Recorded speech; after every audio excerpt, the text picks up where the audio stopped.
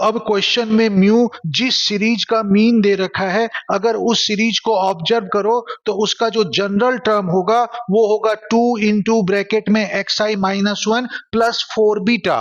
अब क्योंकि 4 beta constant है, क्योंकि बीटा की वैल्यू 8 है, तो मीन के कॉन्सेप्ट से लिख सकते हैं वेरिएबल वाले टर्म का मीन प्लस कांस्टेंट का टर्म। अब अगर ऑब्जर्वेशन के हर टर्म में कोई नंबर मल्टीप्लाई करो तो मीन में भी उतना ही नंबर मल्टीप्लाई हो जाता है। तो xi माइनस 1 सीरीज के हर ऑब्जर्वेशन में 2 मल्टीप्लाई है, तो इसलिए इसका मीन होगा xi माइनस 1 का मीन और उसमें 2 मल्टीप्लाई हो जाएगा।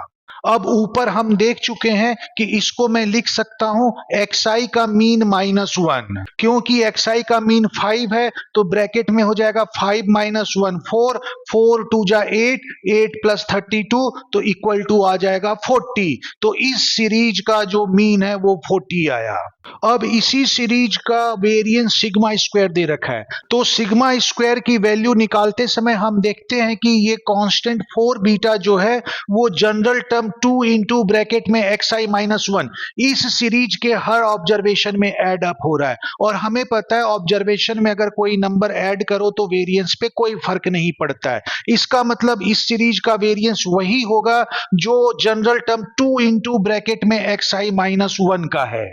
अब सीरीज के हर ऑब्जर्वेशन में अगर कोई नंबर मल्टीप्लाई कर दे तो वेरिएंस में जो है उसका स्क्वायर मल्टीप्लाई हो जाता है, तो इसका वेरिएंस लिखा जा सकता है 2 square into variance of xi minus 1। क्योंकि सीरीज के हर ऑब्जर्वेशन में अगर कोई नंबर माइनस कर दिया जाए तो वेरिएंस पे फर्क नहीं पड़ता है, इसलिए मैं इसको लिख सकता हूं 4 इंटू वेरिएंस ऑफ xi, और xi का वेरिएंस 4/5 मुझे पता है, तो इसलिए सिग्मा स्क्वायर की वैल्यू होगी 4 इंटू 4/5 मतलब 16/5। यहां पर इस सीरीज में भी i की वैल्यू 1 से 10 तक वेरी हो रही है, और ऊपर जो मैंने सॉल्व किया उसमें भी 1 से 10 तक वेरी हो रही है, इसलिए वैल्यूज रिप्लेस हो रहे हैं।